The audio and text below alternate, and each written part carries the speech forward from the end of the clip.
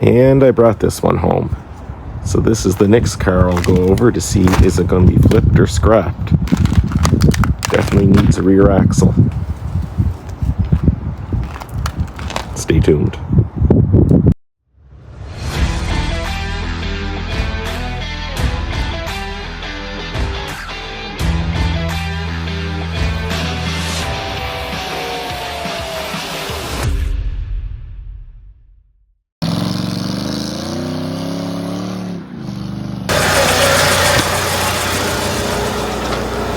Definitely needs a rear axle beam.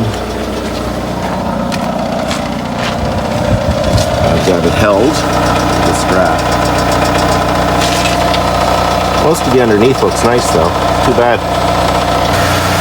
Needs a front subframe as well. There's 127,000 kilometers on it, which is low, but unless there's a sticker under here saying the timing belt was changed, it's definitely due for a timing belt, but the extra noises in the engine concerns me.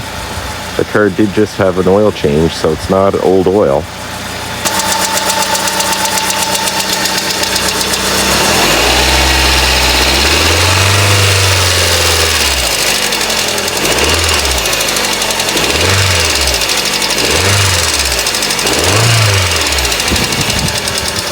Nah, I don't like this sound.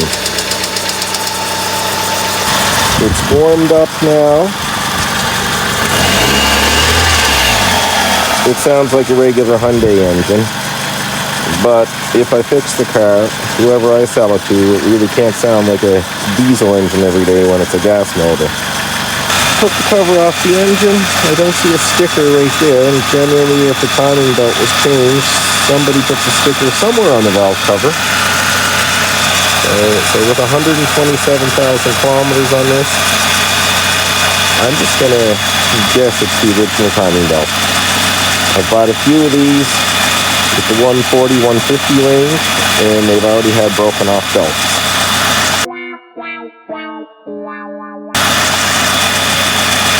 So if I fix this car, probably not, it will need a timing belt. It's another cost you have to add to the equation. As I sit here, let's see what the car is worth before we decide if it's going to be fixed up or not.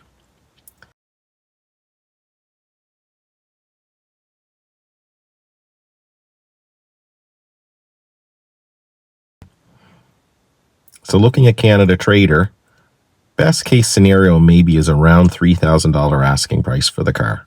So we'll use that as the baseline to decide, do I fix it up? Okay, let's crunch some numbers on the car. Theoretical stuff, of course.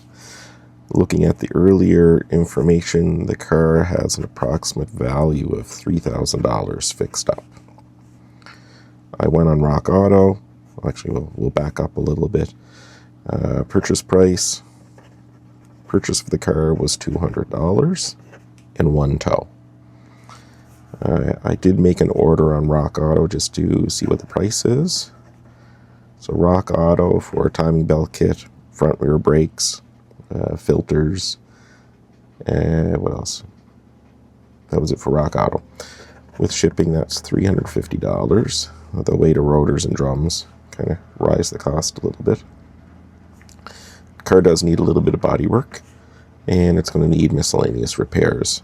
I noticed the door pins are bad on it as well, and there's always other things pop up. When I do the rear brakes, will I need to put a wheel cylinder in? When I change the rear axle, same thing. I know I'll be replacing brake lines, and but again, are the bleeder screws good in the rear cylinders? That I don't know yet.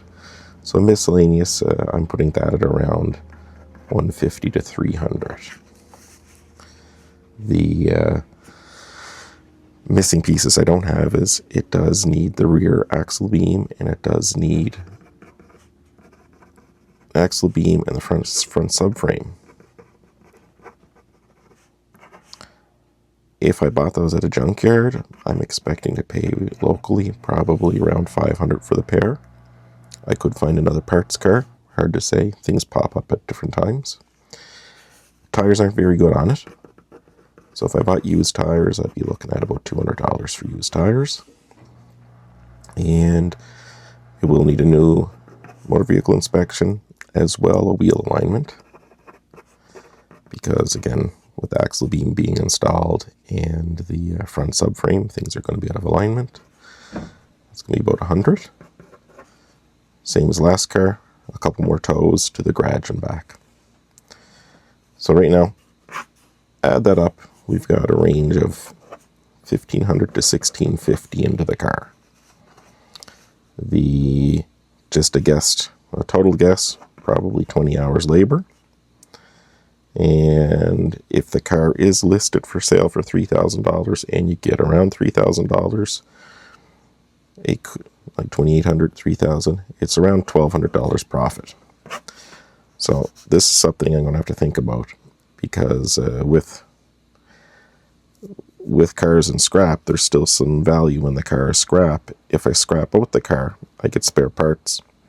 I have parts I can sell, and there's a lot less labor. So it wouldn't have as nice, like it wouldn't have a $1,200 return, but it also wouldn't have 20 hours of labor into it.